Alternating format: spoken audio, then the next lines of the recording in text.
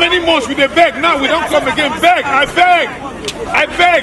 The return of the FCT Administration's task force to Gishiri Community to continue its cleanup exercise meant different things to different people. To some of the victims, it was a bittersweet relief, as they themselves described this area as a den for thieves. To some, it was tears. And just like an irony, the Babanbola boys are feeling on top of the world, cutting away with runes from the demolition.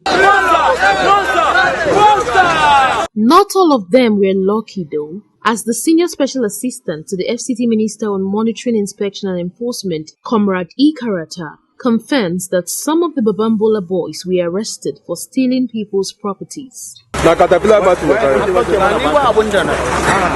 arrested over about 10 or 15 of them, as at my last count, those who are stealing people's items here. But despite the arrest, we felt nothing like this should have happened, because if they had removed their property, we won't have seen Babanbolas coming in to steal. Where there are no carcasses, the vultures disappear, and it's really very painful. We came back again today. We couldn't finish the work today. We are coming back again and again, and I think Gishiri is a very long journey for us. The FCTA's Department of Development Control has been marking this area for over 15 years. Joy Igochi, ITV News.